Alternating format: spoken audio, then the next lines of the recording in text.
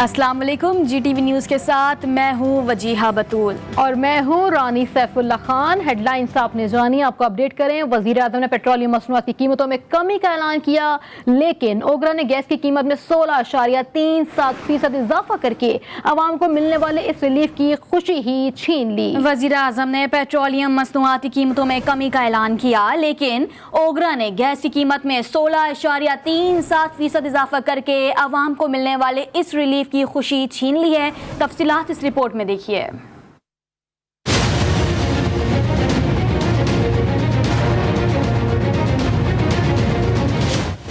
ओगरा ने गैस महंगी करने की मंजूरी दे दी है। गैस की कीमत में 16.37% इजाफे की मंजूरी के बाद ओगरा ने समरी विफाकी हुकूमत को भिजवा दी है। ओगरा की सिफारिशात पर फैसला विफाकी हुकूमत करेगी। विफाकी हुकूमत की मंजूरी के बाद ओगरा नोटिफिकेशन जारी करेगा। सुई नॉर्दर्न गैस पाइपलाइंस लिमिटेड और सुई सदर्न गैस कंपनी ने रवा माली साल के लिए गैस की कीमतों में इजाफे की दरखास्तें की थी। इन दरखास्तों पर गौर के बाद ओगरा ने सुई नॉर्दर्न के लिए गैस 16.37%, जबकि सुई सदर्न के लिए गैस 6.35% महंगी करने की मंजूरी दी है। ओगरा की मंजूरी के बाद पंजाब और खैबर पख्तूनख्वा के सार्फिन के लिए गैस के नर्ख 94 रुपए फी मकफिट तक, जबकि सिंध और बलूचिस्तान के लिए गैस के नर्ख 50 रुपए फी मकफिट तक बढ़ जाएंगे। क्या ऑलरेडी गैस तो आ ही नहीं रहा है और बिल मजीद ना ठोके जा रहा है, तो हुकूमत को तो खाए इसमें कम से रिलीफ दें इनको, आवाम को। इजाफे की तो बात लग रहा है, गैस तो होती ही नहीं है, बिल तो इतने ज़्यादा आ जाते हैं, बिजली के गैस के जो भी है, महंगाई उस हिसाब से बहुत ज़्यादा है। 2 रोज कबल वजीर आजम आवाम को बढ़ती महंगाई से रिलीफ पहुंचाने के लिए पेट्रोलियम मसनूआत की कीमतों में 10 रुपए फी लीटर और बिजली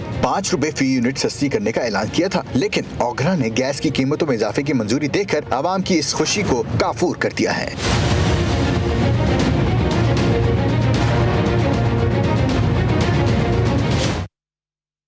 पेशावर में CNG स्टेशन हफ्ते में सिर्फ 3 दिन खुले रखने की इजाज़त के बाद CNG स्टेशन पर गाड़ियों की तवील कतारें लग गईं, जिससे ट्रांसपोर्टर्स को शदीद मुश्किलात का सामना भी करना पड़ रहा है। मज़ीद तफसीलात जान लेते हैं नुमाइंदा GTV न्यूज़ अब्दुल रहमान से, जो हमारे साथ इस वक्त मौजूद हैं। अब्दुल रहमान, अपडेट कीजिएगा।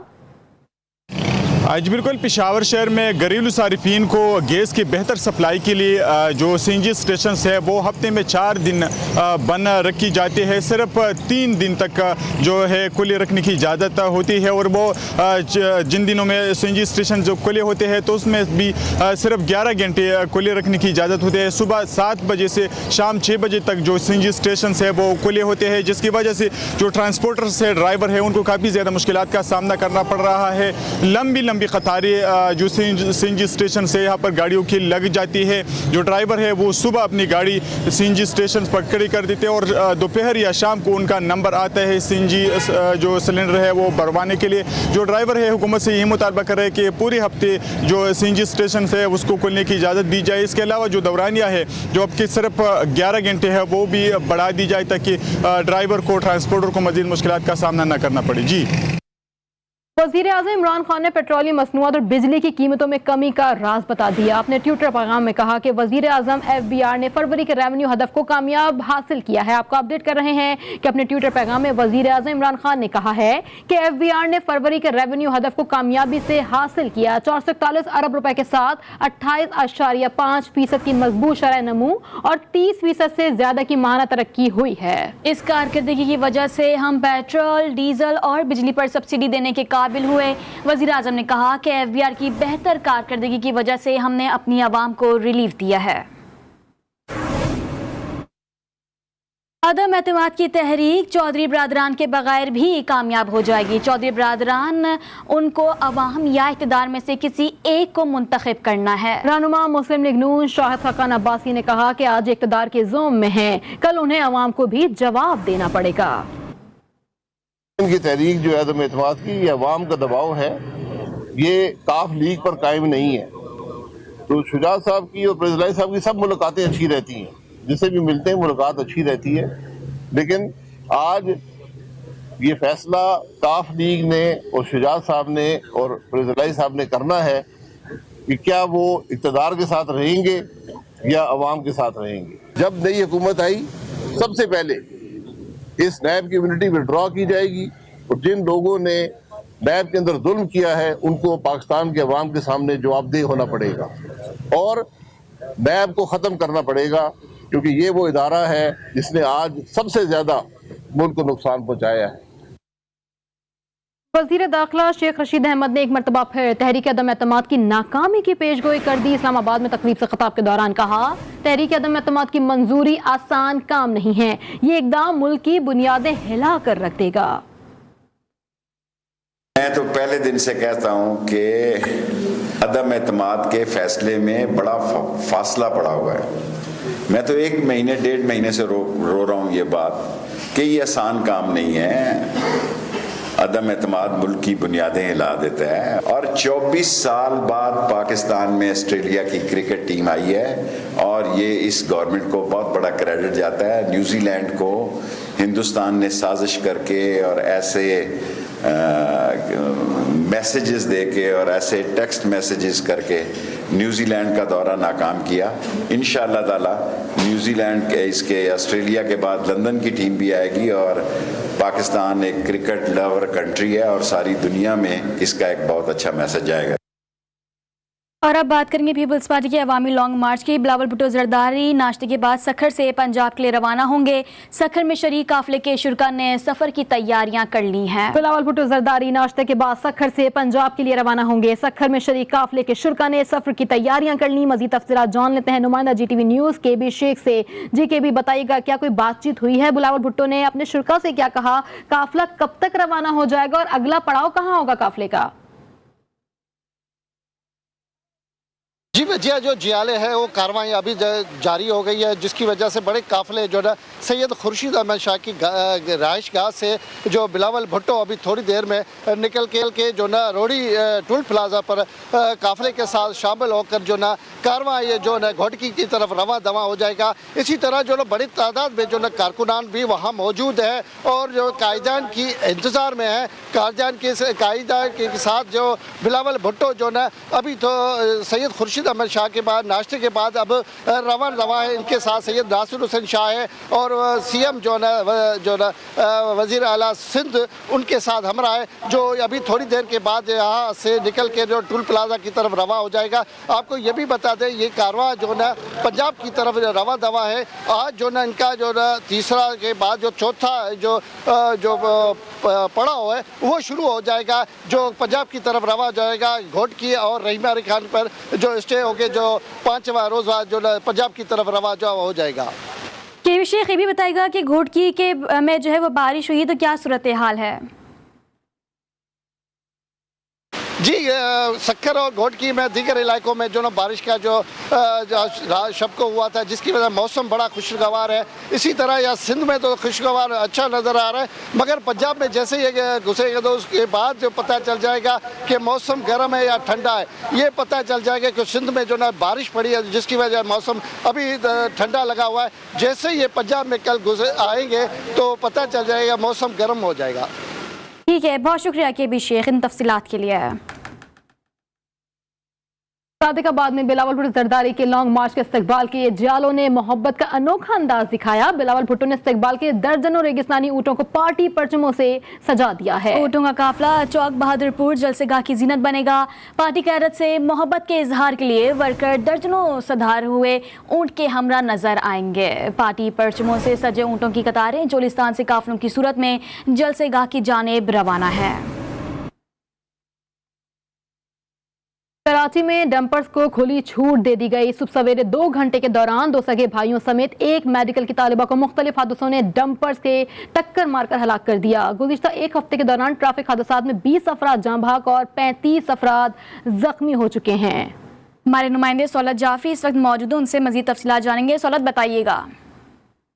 आज बिल्कुल कराची शहर में गुज़िश्ता 2 घंटे के दौरान 2 मुख्तलिफ ट्रैफिक हादसात पेश आए हैं, जिसमें 2 सगे भाइयों समेत एक खातून जाँ बहक हुई हैं। पहला हादसा कोरंगी सनती एरिया के करीब वीटा चौरंगी करीब जो है वो पेश आया। बताया गया है कि 2 सगे भाई काम पर जा रहे थे कि तेज़ रफ्तार बस की जद में आकर 2 सगे भाई जाँ बहक हुए, जिनकी लाशों को जिना अस्पताल मुंतकिल किया गया। जबकि दूसरा वाक़या जो है वो गुलशन एक्सपो सेंटर के करीब पेश आया, जहाँ पे मेडिकल की तलबा जो है वो जब अपने कॉलेज के लिए जा रही थी, उस वक्त जो है वो तेज़ रफ्तार डंपर की जद में आई और जाँ बहक हुई हैं। तीनों अफराद की लाशों को जिला अस्पताल मुंतकिल किया गया था, जिसके बाद कानूनी कार्रवाई अमल में लाई गई और उसके बाद उनकी लाशों को उनके अहल खाना के हमरा उनके घर रवाना कर दिया गया है। जबकि अगर गुज़िश्ता एक हफ्ते की बात करें तो एक हफ्ते के दौरान शहर में 20 अफराद जो है वो ट्रैफिक हादसात में जाँ बहक हुए हैं, जबकि 35 से ज़ायद ज़ख्मी और इस वक्त ज़ेर इलाज हैं। जबकि जब पुलिस हुकाम से हमें बात करने की कोशिश की गई तो उनकी जानिब से कोई जो है वो अहम जवाब सामने नहीं आ सका है। शहर में जो तेज़ रफ्तार ट्रैफिक है उसकी तादाद बढ़ती हुई दिखाई दे रही है। मुख्तलिफ औकात में तेज़ रफ्तार डंपर्स और जो ट्रॉलर्स हैं वो चलते हुए दिखाई देते हैं, जबकि पुलिस हुकाम की जानिब से एक वक्त मुकर्रर किया गया था जो कि रात 11 से सुबह 8 बजे तक का वक्त है हैवी ट्रैफिक का। लेकिन अब देखने में ये आता है कि 24 घंटों के दौरान जो है वो ये तमाम हैवी ट्रैफिक जो है वो सड़कों पर दिखाई देती है। जी तौला जाफरी, आप हमें अपडेट कर रहे थे, आपका बेहद शुक्रिया। खबर शामिल करिए कराची से, जहां पे कोरंगी में ट्रैफिक हादसे में जान बहक होने वाले दोनों सगे भाई फैक्ट्री में मुलाजमत करते थे। फैक्ट्री के मालिक ने बताया जिस सड़क पर हादसा हुआ वहां ऐसे हादसात होते रहते लेकिन कोई इंतजामात नहीं किए जाते। हमारी फैक्ट्री वीटा शोरंगी पर है। ये लोग गेट्स फार्मा सिंगर शोरंगी पे वाक़िया वहाँ हुआ है और ये मिलीनियर में 15 यूनिट में काम करता है। कौन सी गाड़ी ने मारा था? बस वाले ने, वो नंबर आ गया उनके पास बस वाले का। एक मेरा कारीगर है और एक उसका भाई है, मेरे साथ का काम। तो इस रोड ने तो इतने खून पी लिए कि गिनती भी नहीं करवा सकता हूँ, इतना खून पिया इस रोड ने। तो वजह क्या? ये हैवी ट्रैफिक है, डंपर है, ये गारमेंट्स की बस है जिनके ब्रेक व्रेक कुछ भी नहीं होता। कराची वाले सड़कों पर गाड़ियां और मोटरसाइकिलें चलाते हुए एहतियात करें। पैदल चलने वाले शहरी भी होशियार रहें क्योंकि शहर के ट्रैफिक बेकाबू है। ट्रैफिक पुलिस के अहलकार सिर्फ मरकजी जगहों पर तैनात हैं। चालान करने का इख्तियार भी सिर्फ ट्रैफिक पुलिस के सेक्शन ऑफिसर को है। एडिशनल आईजी कराची गुलाम नबी मेमन ने एक हफ्ते में नए हिकमत अमली देने का कहा था लेकिन वो भी नहीं दिया गया। हमारे नुमाइंदे वसीम हैदर हमारे साथ मौजूद हैं, उनसे जानेंगे। वसीम, शहर की ट्रैफिक के हवाले से बताइएगा। आज ही बिल्कुल देखें, एक इंतहाई अफसोसनाक खबर तो यह है कि शहर में रोज़ाना की बुनियाद पर ट्रैफिक हादसात में जो है वो कराची के जवान और ख़वातीन जो है वो हलाक हो रही है। लगता है ऐसा है, यहाँ पर हमने कई शहरियों से बात की, उनका ये कहना था कि कराची की ट्रैफिक पुलिस को बेइख्तियार बनाकर कराची में हैवी ट्रैफिक के ड्राइवर को बाइख्तियार बना दिया गया है। ट्रैफिक हादसात तो पहले भी होते थे मगर देखा यह जा रहा है कि जब से कराची पुलिस को जो है वो बेइख्तियार बनाया गया है उस वक्त से हादसात में जो है वो तेज़ी आ गई है। उनको बाइख्तियार होने का लाइसेंस दे दिया गया है। हैवी डंपर हो, रेती के ट्रक हो, ऑयल टैंकर हो, पानी का टैंकर हो, इस तरह की गाड़ियाँ चला रहे हैं कि शहर में रोज़ाना की बुनियाद पर कई लोग जो है वो हादसे का शिकार हो रहे हैं मगर ट्रैफिक पुलिस की जानिब से किसी किस्म की कोई कार्रवाई देखने में नहीं आती। शहर के मुख्तलिफ जगहों पर जो है वो पुलिस ट्रैफिक पुलिस खड़ी तो नज़र आती है मगर वो बेइख्तियार नज़र आती है क्योंकि उनसे जो है वो चलान करने और ट्रैफिक को कंट्रोल करने के जो इख्तियारात हैं वो वापस ले लिए गए हैं। सिर्फ एसओ जो सेक्शन ऑफिसर होता है ट्रैफिक चौकी का वही जो है वो चलान कर सकता है। पाकिस्तान के सबसे बड़े शहर कराची में ट्रैफिक बेकाबू हो गई। वसीम हैदर, आप हमें अपडेट कर रहे थे, आपका बहुत शुक्रिया। प्री बार्गेन करने वाले अफसरान के गिर्द घेरा तंग। नैब ने 100 से ज़ायद प्री बार्गेन करने वाले अफसरान का मौजूदा स्टेटस तलब कर लिया है। तफसीलात तलब करने वाले महकमों में public health department, school education और दीगर महकमे शामिल हैं। मज़ीद तफसीलात जान लेते हैं नुमाइंदा GTV न्यूज़ खबर हुसैन से। खबर अपडेट कीजिएगा, नैब ने किन किन महकमों की तफसीलात तलब की हैं? जी बिल्कुल, नैब ने प्ली बार्गेनिंग करने वाले 100 से ज्यादा अफसरान के स्टेटस मालूम करने के लिए मुख्तलिफ महकमों को खत लिखा है कि वो अफसरान जिन्होंने प्ली बार्गेनिंग करने के बाद उन्हें कहीं पोस्टिंग तो नहीं दी गई, जिनमें public health, school education, college education, finance, local government housing and planning department, महकमा आबपाशी, ज़राअत और पुलिस के महकमे शामिल हैं। इन डिपार्टमेंट्स को कहा गया है कि वो फौरी तौर पर उन अफसरान का क्या स्टेटस बताएं जिन्होंने नैब के साथ प्ली बार्गेनिंग की थी, चूंकि ये वाज़ेह अहकामात है कि प्ली बार्गेनिंग करने वाले अफसरान को ऐसी पोस्टिंग नहीं दी जाएंगी कि वो दोबारा से जो है वो करप्शन करें और या बदअनवानी। प्ली बार्गेनिंग करने वाले अफसरान के गिर्द घेरा तंग कर लिया गया है। खबर हुसैन, आप हमें अपडेट कर रहे थे, आपका शुक्रिया। रूस और यूक्रेन के दरमियान जंग का 7वां रोज। यूक्रेन के दारुल हुकूमत कीव और रूसी अफवाज का मुकम्मल कब्जा हो गया। दूसरे बड़े शहर खार्किव के कंट्रोल हासिल करने के लिए रूसी और यूक्रेनी फौज में शदीद लड़ाई जारी है। आपको अपडेट करें, रूस और यूक्रेन के दरमियान जंग का 7वां रोज। यूक्रेन के दारुल हुकूमत कीव पर रूसी अफवाज का मुकम्मल कब्जा हो गया।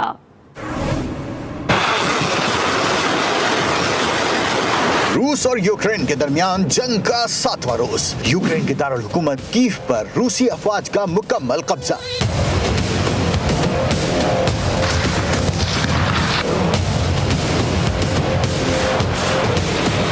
दूसरे बड़े शहर खार्किव का कंट्रोल हासिल करने के लिए रूसी और यूक्रेनी फौज में शदीद लड़ाई जारी है। रूसी अफवाज तेजी से खार्किव की जानिब पेश कदमी कर रही है। बमबारी और पैदल दस्तों की आमने सामने झड़पें भी जारी हैं।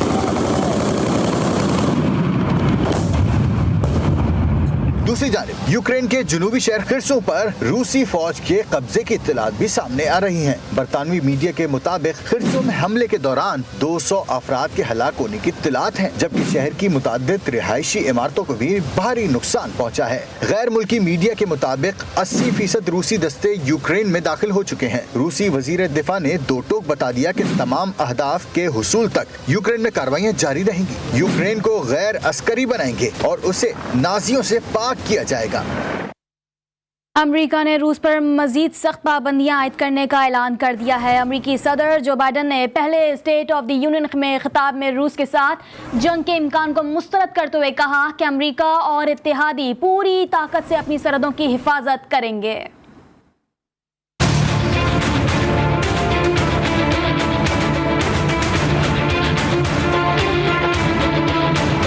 यूक्रेन का दर्द रखने वाले अमेरिकी सदर जो बाइडन ने एक बार फिर रूस पर सिर्फ इक्तिसादी पाबंदियां आयद करने का ऐलान किया। अमेरिकी सदर जो बाइडन ने रूसी सदर व्लादिमीर पुतिन को आमिर करार दे दिया। अपने पहले स्टेट ऑफ द यूनियन खिताब में कहना था कि अमेरिका यूक्रेनी अवाम के साथ खड़ा है। पुतिन का यूक्रेन पर हमला करने का मंसूबा सोचा समझा और बिला इश्तियाल था। उन्होंने सिफारती कोशिशों को मुस्तरद कर दिया। We're cutting off Russia's largest banks in the international financial system, preventing Russia's central bank from defending the Russian ruble, making Putin's $630 billion war fund worthless. सदर जो बाइडन ने रूसी परवाजों के लिए अमरीकी फिजाई हदूद बंद करने का ऐलान करते हुए कहा कि अमरीकी अफवाज यूक्रेन में रूस से लड़ाई नहीं करेंगी, लेकिन पुतिन दुनिया में तन्हा हो चुके हैं और रूसी स्टॉक मार्केट में 40% तक गिरावट आ चुकी है। Announcing that we will join our allies in closing off American airspace to all Russian flights, further isolating Russia and adding additional squeeze on their economy. अमरीकी सदर ने कहा कि हम रूस को तकलीफ पहुंचा रहे हैं। यूक्रेन के अवाम बड़े हौसले के साथ लड़ रहे हैं। पुतिन को मैदान जंग में वक्ती फायदा हो सकता है। पुतिन को तवील अरसे में इसकी भारी कीमत अदा करनी पड़ेगी।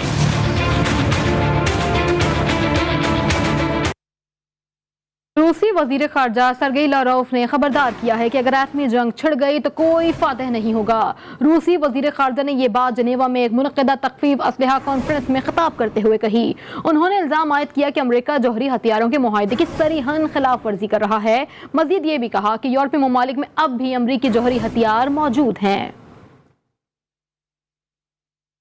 यूक्रेन पर रूस के हमले के असरात आलमी मैशत पर बढ़ने लगे। आलमी मंडी में खाम तेल की कीमतों को पड़ लग गए।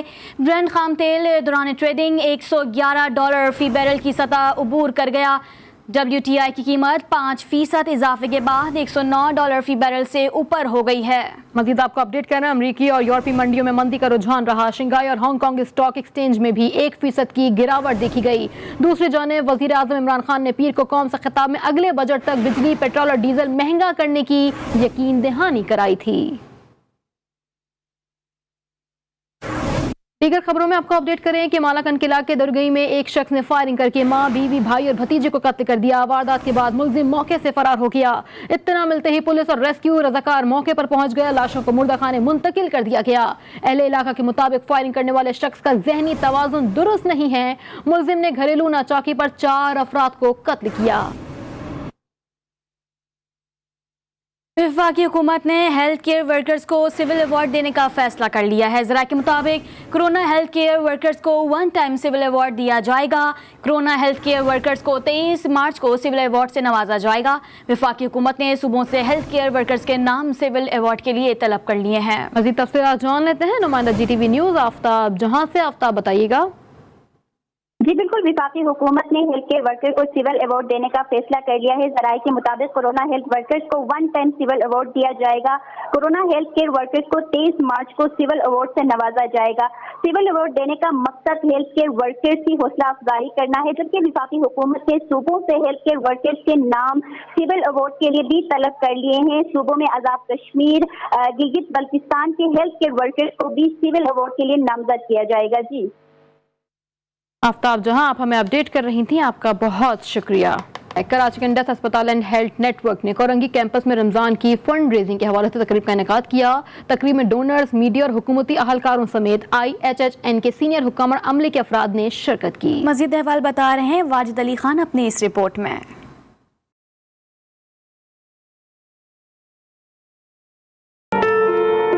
इंडस अस्पताल एंड हेल्थ नेटवर्क कराची में रमजान फंड रेजिंग कैंपेन का इनेकाद हुआ, जिसमें डोनर्स और हुकूमती एहलकारों ने शिरकत की।